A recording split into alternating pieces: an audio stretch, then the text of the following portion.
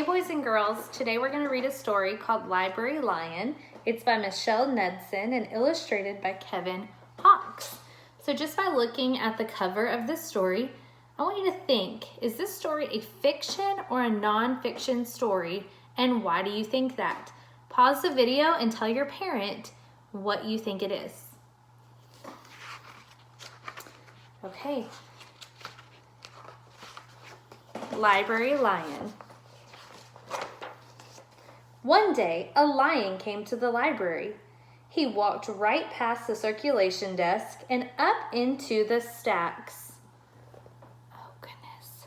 I wonder what Miss Dixon would think if a lion walked into her library. Mr. McBee ran down the hall to the head librarian's office. "Miss Merriweather," he called. "No running," said Miss Merriweather without looking up. "But there's the lion," Mr. McBee said. "In the library." "Is he breaking any rules?" asked Miss Merriweather. She was very particular about rule breaking. "Well, no," said Mr. McBee. "Not really." "Then leave him be." The lion wandered all around the library. He sniffed the card catalog. He rubbed his head against the new book collection. Then he padded over to the story corner and went to sleep. No one was sure what to do. There weren't any rules about lions in the library. Look at their faces. They looked a little shocked. Soon it was time for story hour. There weren't any rules about lions at story hour either. The story lady seemed a little nervous, but she read out of the first book title in a good, clear voice. The lion looked up. The story lady kept reading. The lion stayed for the next story and the story after that. He waited for another story, but the children began to walk away. "Story hour is over," said a little girl. "It's time to go." The lion looked at the children. He looked at the story lady. He looked at the closed books. Then he roared very loud. Can you roar with me? Roar! Miss Merriweather came striding out of her office. "Who is making that noise?" she demanded. "It's the lion," said Mr. McBee. Miss Merriweather marched over to the lion. "If you cannot be quiet, you will have to leave," she said in a stern voice. "Those are the rules." The lion kept roaring. He sounded sad. The little girl tugged on Mrs. Merriweather's dress. "If he promises to be quiet, can he come back for story hour tomorrow?" she asked. The lion stopped roaring. He looked at Miss Merriweather. Miss Merriweather looked back. Then she said, "Yes, a nice, quiet lion could certainly be allowed to come back for story hour tomorrow." "Hooray!" said the children. Something changed. At first they seemed shocked, but they don't seem so afraid of him anymore. The next day, the lion came back. "You are early," said Miss Merriweather. "Story hour is not until 3 o'clock." The lion did not budge. "Very well," said Miss Merriweather. "You might as well make yourself useful." She sent him to dust the encyclopedias until it was time for story hour. His tail's coming in handy. The next day, the lion came early again. This time, Miss Merriweather asked him to lick all the envelopes for an overdue notices. His big tongue is coming in handy.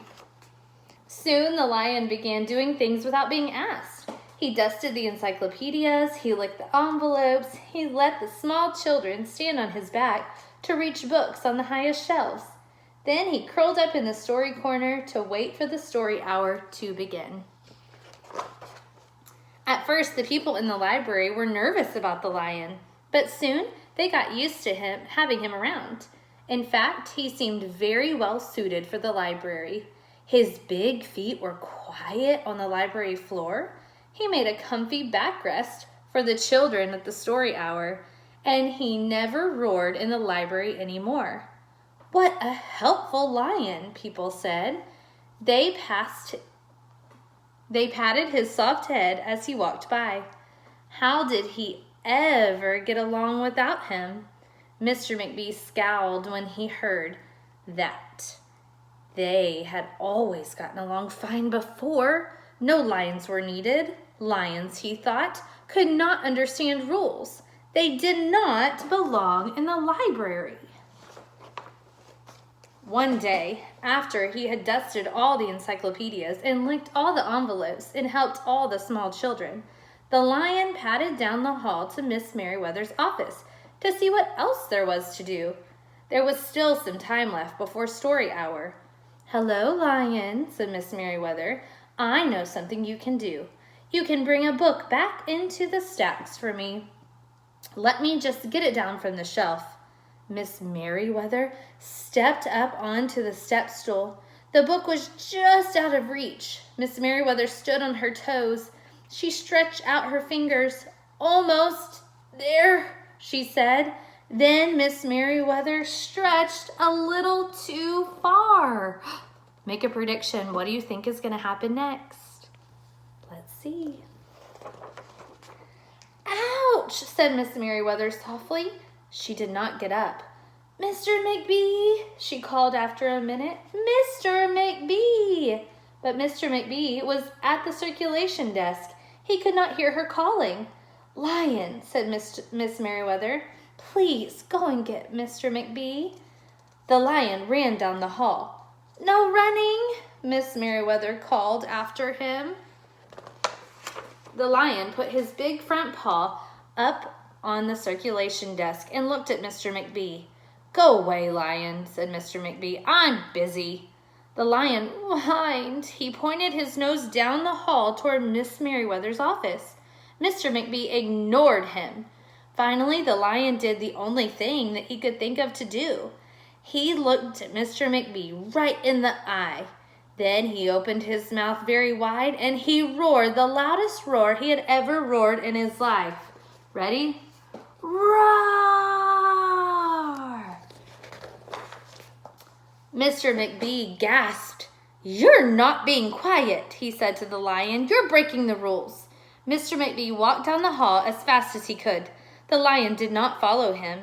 He had broken the rules. He knew what that meant. He hung his head and walked toward the door. What do you think it means? How do you think he feels if he hung his head? Mr. McBee did not notice. "Miss Merriweather," he called as he walked. "Miss Merriweather." The lion broke the rules. The lion broke the rules. He burst into Miss Merriweather's office. She was not in her chair. "Miss Merriweather," he asked.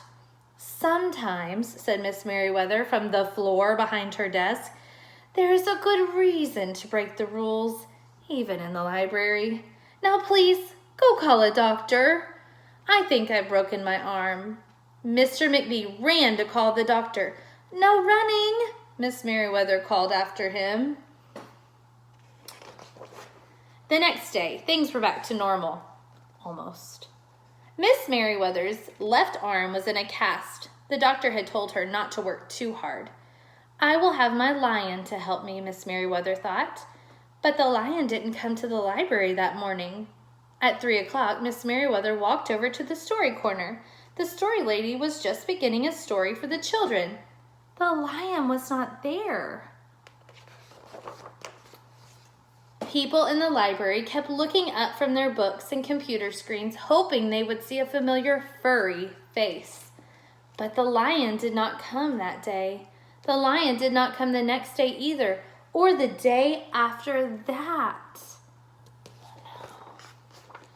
One evening, Mr. McBee stopped by Miss Merriweather's office on his way out.